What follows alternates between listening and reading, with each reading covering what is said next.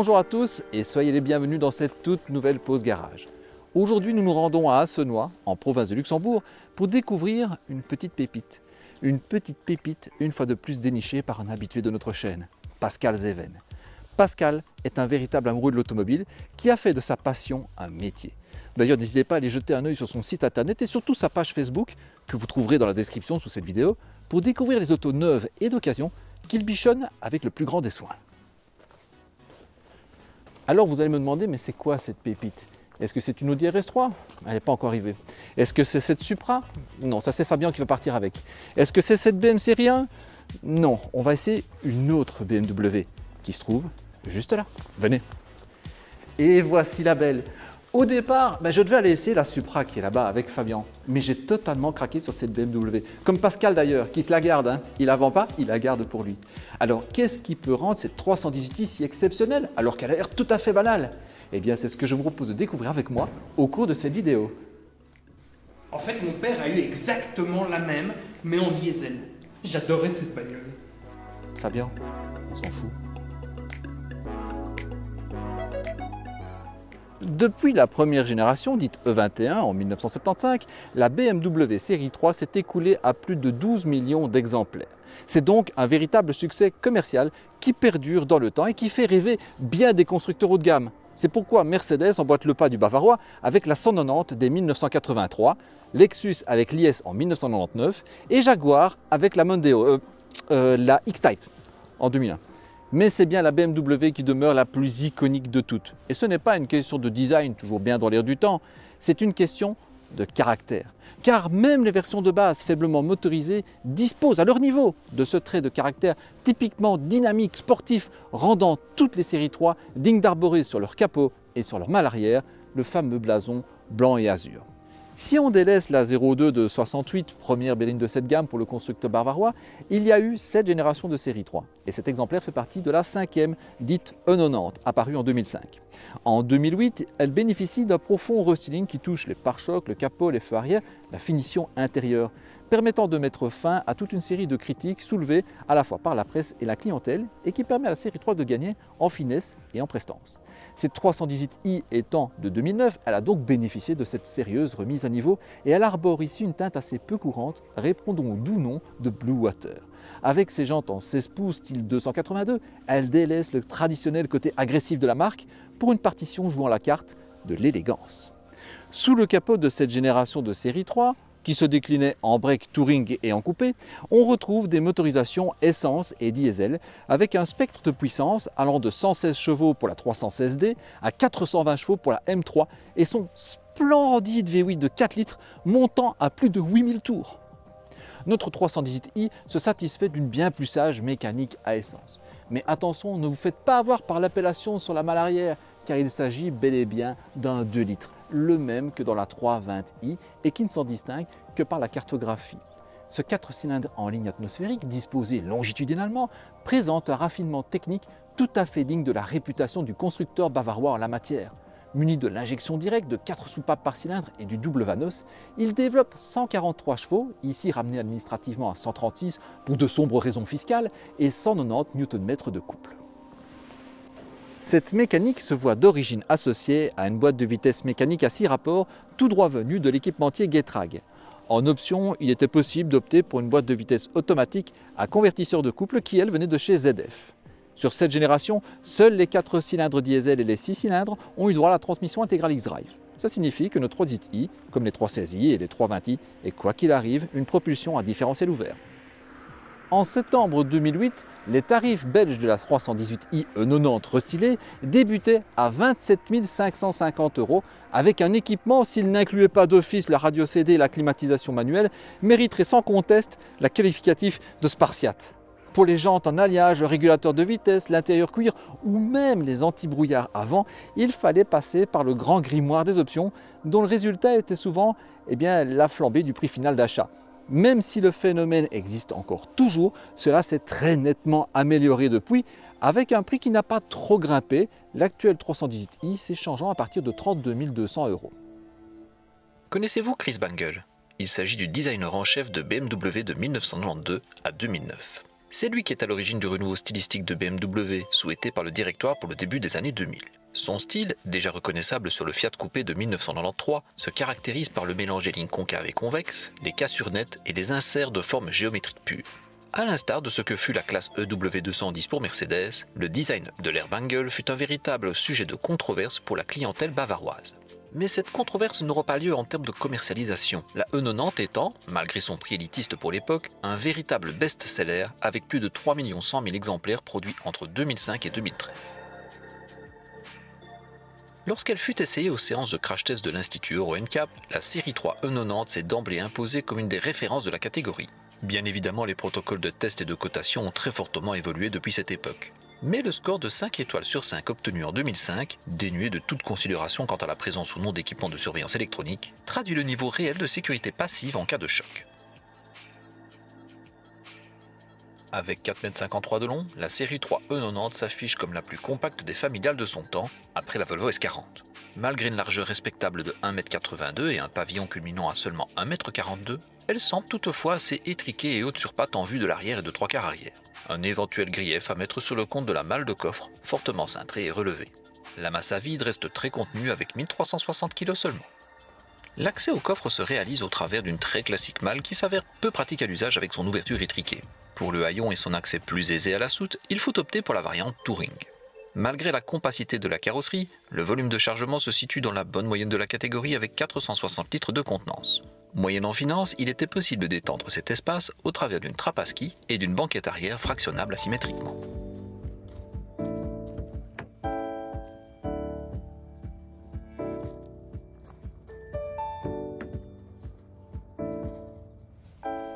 L'accès à l'avant se montre très aisé grâce à la grande ouverture des portières. Et une fois assis, on bénéficie d'un espace très généreux, que ce soit pour la tête ou pour les coudes. À l'arrière, par contre, ça m'a l'air un peu plus compliqué, non? Tu vois juste. Il y a tout d'abord l'accès qui est malaisé du fait de l'étroitesse de l'ouverture, mais également par le fait de cette ligne de toit dite Hofmeister. Heureusement, la portière s'ouvre relativement largement. Et une fois assis, on découvre un espace bien plus généreux que dans les précédentes générations, mais qui reste relativement faiblard.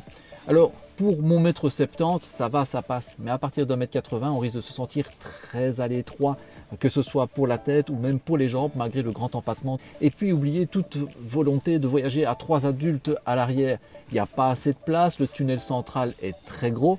Et puis, il y a cette banquette qui est dessinée pour 2 adultes. Alors, c'est vrai que pour ces deux-là, elle va leur prodiguer un vrai confort par le rembourrage, par la parfaite inclinaison, mais également par ce maintien latéral qui est très rare dans la catégorie. Ce n'est pas nouveau, la meilleure place dans une BMW, c'est la mienne, c'est celle du conducteur. Et on profite alors d'un excellent siège qui est largement réglable et qui permet de trouver la position de conduite parfaite. Pour ceux qui aiment les berlines, à vocation sportive bien sûr. Mais un petit peu de rembourrage supplémentaire, je serais pas mal venu quand même. La visibilité périphérique est plutôt pas mal, sauf à l'arrière où elle est carrément catastrophique avec l'épais montant C et surtout la malle de coffre qui est très haute. Et sans les radars de recul, je peux vous assurer que la hantise de la touchette, elle vous guette. La E90 abandonne la traditionnelle planche de bord tournée vers le conducteur en vigueur depuis la E21 de 1975. Et ça a fait beaucoup jaser à l'époque. De même que la finition, très en retrait par rapport à la génération précédente, la E46. Heureusement, ce dernier écueil a été corrigé lors de la remise à niveau de 2008. Et il faut bien avouer que ce véhicule, sorti en 2009, 13 ans plus tard, eh bien sa finition est toujours aussi impeccable, rien n'a bougé, tout est resté pareil. C'est vraiment excellent comme une durabilité de finition. Face à moi, je n'ai pas d'écran digital, on n'est pas en 2022, avec des compteurs analogiques à aiguille, à l'ancienne évidemment, avec au centre un petit ordinateur de bord digital qui va prodiguer quelques informations utiles. Et puis, il y a aussi sur cette voiture quelque chose, ou plutôt quelque chose qui manque. C'est l'e-drive qui a été inauguré avec la série 7 E65 et qui permettait de commander le GPS. La voiture en était dépourvue, eh bien on a droit non pas à une molette, mais on a droit à un petit rangement. Et sur cette version de 2009, donc restylée en 2008, il faut savoir que l'e-drive avait été modifié au niveau de son ergonomie avec toute une série de boutons physiques tout à côté au niveau des raccourcis. Et ça a changé la vie de beaucoup de monde à l'époque. Vous avez pu le constater par vous-même, cette 318i est une très classique 318i. Mais qu'est-ce qui la rend exceptionnelle d'abord? Eh bien, c'est le fait qu'elle est 100% d'origine. Elle n'a pas été modifiée le moins du monde. Elle est telle qu'elle est sortie des chaînes munichoises en 2009. Mieux encore, elle est dans un état de conservation absolument exceptionnel. Vous ne pouvez pas, vous, avec votre écran, percevoir ce que moi je perçois ici. Avec mon nez à l'intérieur, vous avez encore l'odeur du neuf. C'est absolument exceptionnel. Bon, maintenant que nous avons vu en statique à quel point elle était bien conservée, essayons maintenant de voir en dynamique si elle a conservé toutes ses qualités de conduite.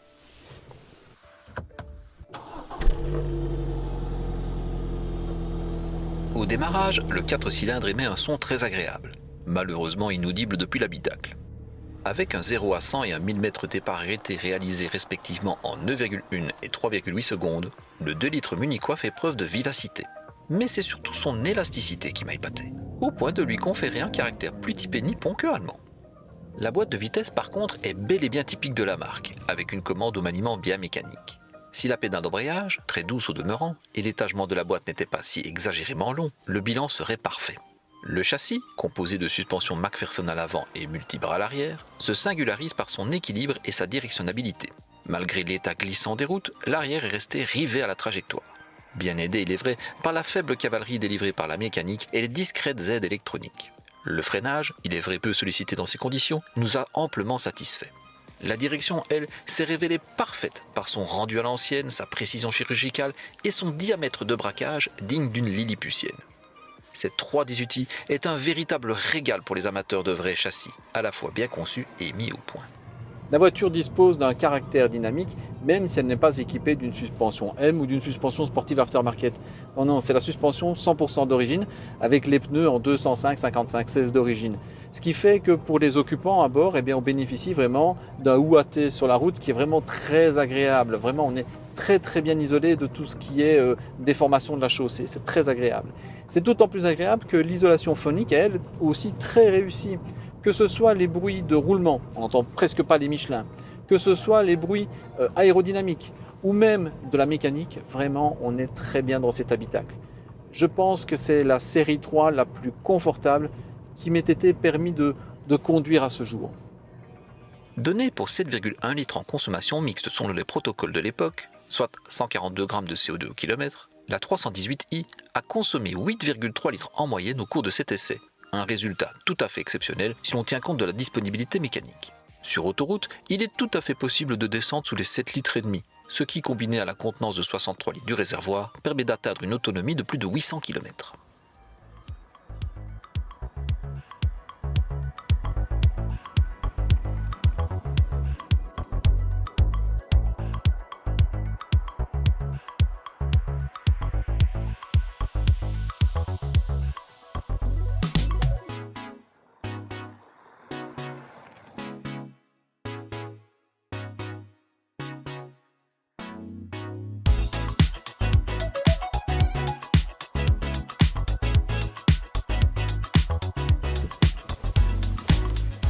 S'il existe des autos exceptionnelles par nature, comme la Mercedes 500e, la McLaren F1 ou encore la Lexus LFA, d'autres le deviennent par leur carrière sportive ou commerciale, comme l'Audi Quattro ou la DeLorean.